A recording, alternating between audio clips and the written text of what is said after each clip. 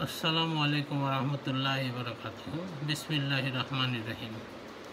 আলহামদুলিল্লাহ নাহমাদুহু ওয়া নাস্তাঈনুহু ওয়া নাস্তাগফিরুহু ওয়া নাউযু বিল্লাহি মিন শুরুরি আনফুসিনা ওয়া মিন সাইয়্যাতি আমালিনা মান ইয়াহদিহিল্লাহু ফালা মুদিল্লা লাহু ওয়া মান ইউদ্লিল ফালা হাদিয়া লাহু ওয়া আশহাদু আল লা ইলাহা ইল্লাল্লাহু ওয়াহদাহু লা শারীকা লাহু ওয়া আশহাদু আন্না মুহাম্মাদান আবদুহু ওয়া রাসূলুহু।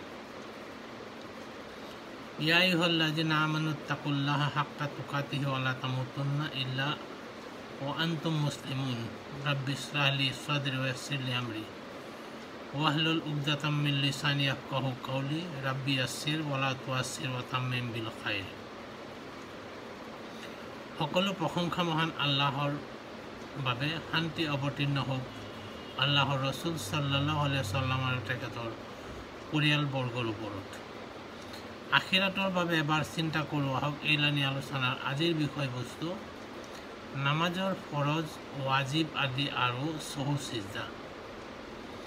সালাত বা নামাজ হ'ল আল্লাহ ৰাব্বুল আলামিনৰ প্ৰতি মানুহৰ হক।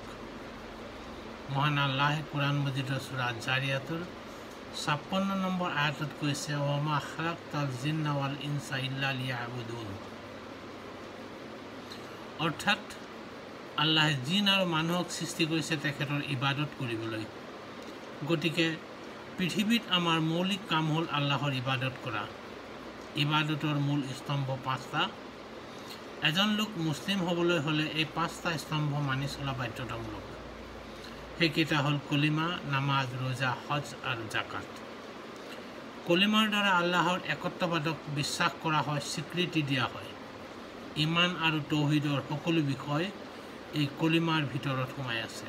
নামাজ হ'ল এক নিৰ্দিষ্ট পদ্ধতিত দৈনিক 5 বাৰ আল্লাহক স্মৰণ কৰা, আল্লাহৰ গুণগান কৰা।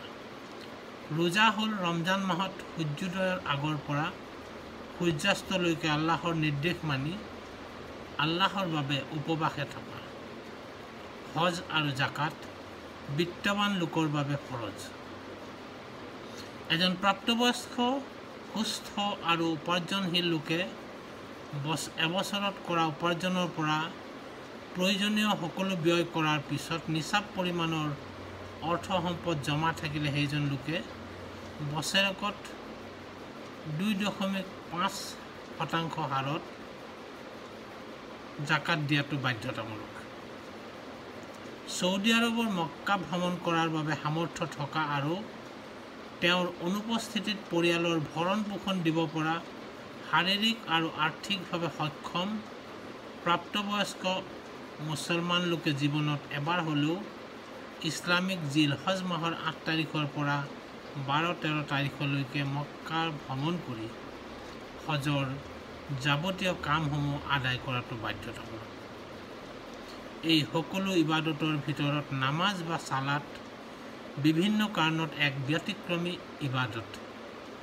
সুনানে আবু দাউদৰ 864 নম্বৰ হদিছত উল্লেখ থকা মতে, কিয়ামতৰ দিনা আমাৰ প্ৰথম বিচাৰ হ'ব সালাত বা নামাজৰ। নামাজ আদায় কৰাৰ পদ্ধতি, সময় আদি জিব্ৰাইল আলাইহিছ সালামে নিজে মক্কাৰ হেৰাম শৰীফৰ মুছাল্লা জিব্ৰাইল নামৰ স্থানত ৰসুল সাল্লাল্লাহু আলাইহি সাল্লামক লগত লৈ নিজে ইমামতি কৰি দেখুৱাই দিছিল। নামাজৰ বাদে আন কোনো ইবাদত আদায় কৰাৰ পদ্ধতি এনেদৰে দেখুওৱা নাছিল বা শিকোৱা নাছিল। নামাজৰ জৰিয়তে আমি আমাৰ সৃষ্টিকৰ্তা মহান আল্লাহক সিজদা কৰোঁ, মূৰ দুৱাওঁ। এই কাম আল্লাহ ৰাব্বুল আলামিনৰ অত্যন্ত পছন্দনীয়। সেয়েহে আল্লাহ বাদে আনৰ আগত মূৰ দুৱা বা সিজদা কৰাটো শিৰ্ক গুনাহৰ অন্তৰ্ভুক্ত, যি গুনাহ এক অক্ষমনীয় অপৰাধ। সূৰা নিসা আয়াত নম্বৰ 116। নামাজৰ প্ৰস্তুতি প্ৰাপ্তবয়স্ক হোৱাৰ পূৰ্বেই অৰ্থাৎ 7 বছৰ বয়সৰ পৰাই কৰিব কৈছে। 10 বছৰ বয়সত নামাজ আদায় নকৰিলে প্ৰহাৰ কৰিব কৈছে আৰু 15 বছৰত আদায় নকৰিলে বিছনা পৃথক কৰিব কৈছে। আবু দাউদ হদিছ নম্বৰ 495। ইমান কঠোৰ আদেশ আন কোনো বাধ্যতামূলক ইবাদতৰ ক্ষেত্ৰত দিয়া নাই। নামাজৰ মাহ বা বিকল্প নাই। যিকোনো পৰিৱেশত যিকোনো পৰিস্থিতিত নামাজ আদায় কৰিবই লাগিব। আনকি অসুস্থ হৈ বিচনাত পৰি থাকিলে বা ভ্ৰমণৰতা তথা ভীতিগ্ৰস্ত অৱস্থাত কিবলামুখী হ'ব নোৱাৰিলেও নামাজ আদায় কৰিবই লাগিব। মিছকাত শ্বৰীফ হদিছ নম্বৰ 1248, ইবনু বাজা হদিছ নম্বৰ 1020। মৃত্যুকালত ৰছুল সাল্লাল্লাহু আলাইহি ওয়াসাল্লামৰ সৰ্বশেষ ওচিয়ত আছিল সালাত বা নামাজ আৰু নাৰী জাতি সম্পৰ্কে। ইবনু মাজা হদিছ নম্বৰ 2698, আবু দাউদ হদিছ নম্বৰ 5156। জান্নাত লাভৰ বাবে আল্লাহ ৰাব্বুল আলামিনৰ ওচৰত দোৱা কৰিবলৈ, নিজৰ কৃত গুনাহৰ পৰা আল্লাহৰ ওচৰত মাফ বিচাৰিবলৈ প্ৰতিজন মুছলমানে নামাজ আদায় কৰিবই লাগিব। মহান আল্লাহৰ ৰহমত, অনুগ্ৰহ আৰু দয়া অবিহনে একমাত্ৰ নিজৰ আমল ইবাদতৰ দ্বাৰা জান্নাত লাভ কৰাটো দুঃসাধ্য, কষ্টকৰ আৰু প্ৰায় অসম্ভৱ। সেই দয়া, অনুগ্ৰহ আৰু ৰহমত লাভ কৰিবৰ বাবে আমাৰ নিম্নতম প্ৰয়োজনীয়তা হ'ল নামাজ আদায় কৰা। আমি বহুতে নামাজ আদায় কৰোঁ, কিন্তু নামাজৰ ফৰজ, ৱাজিব, সুন্নত আদিৰ বিষয়ে ভালদৰে জ্ঞাত নহয়। শুদ্ধভাৱে নামাজ আদায় কৰিবলৈ এই সকলোবিলাক জনাটো দৰকাৰ। সমাজত প্ৰচলিত এষাৰ কথা হ'ল, নজনাকৈ কৰিলে গুনাহ নহয়, আল্লাহে মাফ কৰিব। এই কথাষাৰ সকলো সময়তে প্ৰযোজ্য নহয়, কাৰণ মহান আল্লাহৰ প্ৰথম নিৰ্দেশ হ'ল পঢ়া তোমালোকৰ প্ৰতিপালকৰ নামত, যিয়ে তোমাক সৃষ্টি কৰিছে। সূৰা আলাক আয়াত নম্বৰ 1। পঢ়িবৰ বাবে জানিব লাগিব, আমি আমাৰ চেষ্টাৰ দ্বাৰা জ্ঞান আহৰণ কৰিব লাগিব। উদাহৰণস্বৰূপে, নামাজ পঢ়িব হ'লে আমি জানিব লাগিব নামাজ কেনেকৈ পঢ়ে।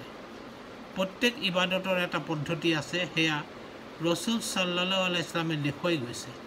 সেই পদ্ধতি মতে নামাজসহ সকলো ইবাদত কৰিব লাগিব। নাজানিলে সেয়া জনাজনৰ পৰা শিকি ল'ব লাগিব। নজনা নিশিকাকৈ জীৱনভৰ পঢ়ি থাকিলেও নামাজসহ আমাৰ সকলো ইবাদত কবুল হ'ব বুলি ক'ব নোৱাৰি। মহান আল্লাহ মানুহৰ প্ৰতি অতিকে দয়াশীল। হদিছত আহিছে, মাকে সন্তানক যিমান ভাল পায় তাতকৈ আল্লাহ ৰাব্বুল আলামিন মানুহৰ প্ৰতি অধিক মৰমীয়াল, অধিক দয়াশীল। সেইকাৰণে মানুহে কি ধৰণেৰে ইবাদত কৰিলে সেয়া গ্ৰহণযোগ্য হ'ব, সেয়াও আমাক জনাই দিছে। আমাৰ ইবাদত হ'ব লাগিব আমলে সালেহ, অৰ্থাৎ প্ৰতিটো ইবাদত আল্লাহৰ বাবে হ'ব লাগিব আৰু ৰছুল সাল্লাল্লাহু আলাইহি ওয়াসাল্লামৰ পদ্ধতিত হ'ব লাগিব। ইবাদতৰ এই পদ্ধতি আমি জনাটো অতিকে গুৰুত্বপূৰ্ণ। নামাজৰ এই পদ্ধতি সম্পৰ্কে ৰছুল সাল্লাল্লাহু আলাইহি ওয়াসাল্লামৰ হদিছ, তোমালোকে তেনেদৰে সালাত আদায় কৰা যেনেদৰে মোক সালাত আদায় কৰা দেখিছা। সহিহ বুখাৰী হদিছ নম্বৰ 631, 6008, 7246।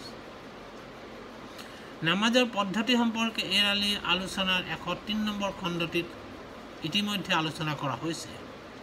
আজি আলোচনা কৰিব লোৱা হৈছে নামাজৰ ফৰজ, ৱাজিব, সুন্নত আৰু সহু সিজদা সম্পৰ্কে। নামাজৰ ফৰজ, ৱাজিব আদি ভালদৰে নাজানিলে নামাজ শুদ্ধভাৱে আদায় কৰাত অসুবিধা। সালাতৰ ফৰজ বা ৰুকন হ'ল 7টা। ই নামাজৰ অপৰিহাৰ্য অংগ। ইচ্ছাকৃতভাৱে বা ভুলক্ৰমে পৰিত্যাগ কৰিলে সালাত বাতিল হয় আৰু পুনৰ আদায় কৰিব লাগিব। সালাতৰ ফৰজসমূহ ক্ৰমে কিয়াম বা থিয় হোৱা। সূৰা বাকাৰাৰ 238 নম্বৰ আয়াতত মহান আল্লাহে কৈছে, আৰু আল্লাহৰ কাৰণে বিনীতভাৱে থিয় হোৱা। 2 নম্বৰ হ'ল তাকবীৰে তাহৰিমা। আল্লাহু আকবৰ বুলি কৈ 2 হাত কান্ধ বা কাণৰ সমান উঠোৱা। এয়া নামাজৰ আৰম্ভণিতে কৰা হয়।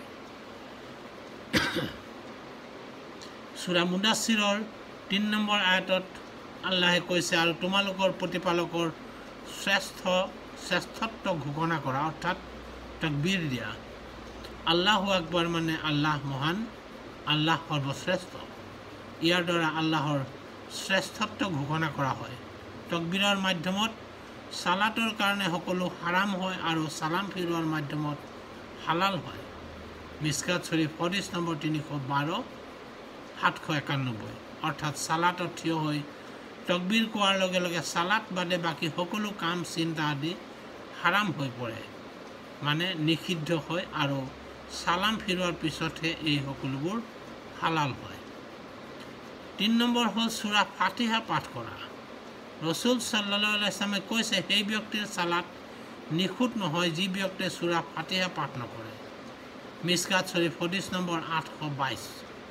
4 আৰু 5 নম্বৰত আহিল ৰুকু আৰু সাজদা কৰা। সূৰা হজৰ 77 নম্বৰ আয়াতত আল্লাহ তাআলাই কৈছে, হে মুমিনসকল, তোমালোকে ৰুকু কৰা আৰু সাজদা কৰা।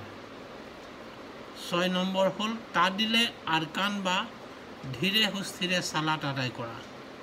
আবু হুৰাইৰা ৰাদিয়াল্লাহু আনহু দ্বাৰা বৰ্ণিত, তেখেতে কৈছে, জনক ব্যক্তিয়ে মছজিদত প্ৰৱেশ কৰি সালাত আদায় কৰাৰ পিছত ৰসুল সাল্লাল্লাহু আলাইহি ওয়াসাল্লামক সালাম দিয়ে।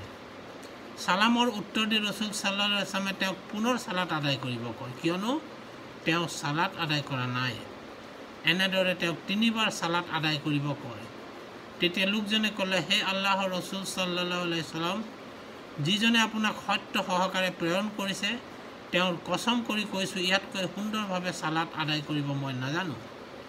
দয়া কৰি আপুনি মোক শিকাই দিয়ক। ইয়াৰ পিছত ৰসুল সাল্লাল্লাহু আলাইহি ওয়াসাল্লামে তেখেতক ধীৰে সুস্থিৰে সালাত আদায় কৰাৰ শিক্ষা দিয়ে। মিশকাত শৰীফ হাদিছ নম্বৰ 790। এই হাদিছটি সালাতত ভুলকাৰীৰ হাদিছ হিচাপে প্ৰসিদ্ধ। 7 নম্বৰ ফৰজ হ'ল কাদায়ে আখিৰা বা শেষ বৈঠক। উম্মে সালামা ৰাদিয়াল্লাহু আনহাই কৈছে, ৰসুল সাল্লাল্লাহু আলাইহি ওয়াসাল্লামৰ সময়ত মহিলাসকলে জামাতত ফৰজ সালাতৰ শেষত সালাম ফিৰোৱাৰ পিছত থিয় হয়, আৰু ৰসুল সাল্লাল্লাহু আলাইহি ওয়াসাল্লাম আৰু পুৰুষ মুছল্লীসকল কিছু সময় বহি থাকে। ইয়াৰ পিছত যেতিয়া ৰসুল সাল্লাল্লাহু আলাইহি ওয়াসাল্লাম থিয় হয়, তেতিয়া তেওঁলোকো থিয় হৈছিল। বুখাৰী মিশকাত হাদিছ নম্বৰ 948। ইয়াৰ পৰা প্ৰমাণ হয় যে শেষ বৈঠকত বহা আৰু সালাম ফিৰোৱাই আছিল ৰসুল সাল্লাল্লাহু আলাইহি ওয়াসাল্লাম আৰু সাহাবায়ে কিৰামৰ নিয়মিত সুন্নত। কঠিন অসুখ বা আন কোনো কাৰণত উপৰোক্ত ৰুকনসমূহ ঠিকমতে আদায় কৰা সম্ভৱ নহ'লে বহি বা শুই ইংগিতত সালাত আদায় কৰিব পাৰি। মিশকাত শৰীফ হাদিছ নম্বৰ 1248। সহিহা হদিছা হাদিছ নম্বৰ 323। ফৰজৰ পিছতে সালাতত ৱাজিবৰ স্থান, যিটো ইচ্ছাকৃতভাৱে পৰিত্যাগ কৰিলে সালাত বাতিল হয়, আৰু ভুলক্ৰমে এৰিলে চহু চিজদা দিব লাগে। দাৰুল ইফতা প্ৰকাশিত মাজমুৱা ৰাছাইল ফি সালাত গ্ৰন্থৰ 78 নম্বৰ পৃষ্ঠাত উল্লেখ থকা মতে সালাতৰ ৱাজিব 8টা। সেইকেইটা ক্ৰমে 1 নম্বৰ তকবীৰে তহৰিমা ব্যতীত আন সকলোবোৰ তকবীৰ। মিশকাত হাদিছ নম্বৰ 799, 801। ইয়াৰ ভিতৰত পৰিল ৰুকু যাওঁতে কোৱা তকবীৰ, সিজদালৈ যাওঁতে যোৱা তকবীৰ বা সিজদাৰ পৰা উঠাৰ সময়ত কোৱা তকবীৰ। দ্বিতীয়তে আহিলে ৰুকুত তসবিৰ পঢ়া, কমপক্ষে সুবহান ৰাব্বিয়াল আজিম কোৱা। আবু দাউদ, তিৰমিজি, মিশকাত হাদিছ নম্বৰ 881। ৰুকুৰ পৰা উঠাৰ সময়ত সামি আল্লাহু লিমান হামিদা কোৱা। মিশকাত হাদিছ নম্বৰ 870। 4 নম্বৰ হ'ল ৰুকুৰ পৰা উঠাৰ পাছত কমপক্ষে ৰাব্বানা লাকাল হামদ বা আল্লাহুম্মা ৰাব্বানা লাকাল হামদ কোৱা। সহিহ বুখাৰী হাদিছ নম্বৰ 732, 35, 738। সহিহ মুছলিম হাদিছ নম্বৰ 904, 913। 5 নম্বৰ আহিলে সাজদাত কমপক্ষে সুবহানা ইয়া ৰাব্বিয়াল আলা কোৱা। আবু দাউদ, মিশকাত হাদিছ নম্বৰ 881। 6 নম্বৰত আহিল 2 সাজদাৰ মাজত স্থিৰ হৈ বহা আৰু কমপক্ষে ৰাব্বিক ফিৰলি 2 বাৰ কোৱা। ইবনু মাজা হাদিছ নম্বৰ 897, আবু দাউদ হাদিছ নম্বৰ 850। 7 নম্বৰ আহিলে প্ৰথম বৈঠকত বহা আৰু তাছাউদ পাঠ কৰা। মিশকাত হাদিছ নম্বৰ 909। আৰু 8 নম্বৰ বা শেষৰটো হ'ল সালাম ফিৰোৱাৰ মাধ্যমত সালাত শেষ কৰা। মিশকাত হাদিছ নম্বৰ 312, 950 আৰু 951। ফৰজ আৰু ৱাজিবৰ বাদে সালাতৰ বাকী সকলোবিলাক কামেই সুন্নত। ইয়াৰ পৰা দেখা যায় সালাতৰ কিছু কাম ফৰজ বা বাধ্যতামূলক। এই কামসমূহ পৰিত্যাগ কৰিলে নামাজ বাতিল হয় আৰু তেতিয়া পুনৰ সালাত আদায় কৰিব লাগে। ৱাজিবসমূহ এৰি থৈ গ'লে, ভুলক্ৰমে এৰি থৈ গ'লে ই শুধৰোৱাৰ যোগ্য। ভুলক্ৰমে এৰি গ'লে সহু সাজদাৰ জৰিয়তে এয়া শুধৰাব পাৰি। অৰ্থাৎ নামাজত ভুলক্ৰমে ৱাজিব এৰিলে বা ভুল হ'লে সহু সাজদাৰ জৰিয়তে শুধৰাব পাৰি।